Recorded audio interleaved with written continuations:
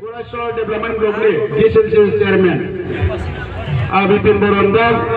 Gaunang Jalan Suklai Serpang Absuni Borokoi Sahabatni Advisor Ransau लोगोसे नावकाटा DCDC Vice Chairman बिथां लोगोसे बे थियाटारनिनो आयोजित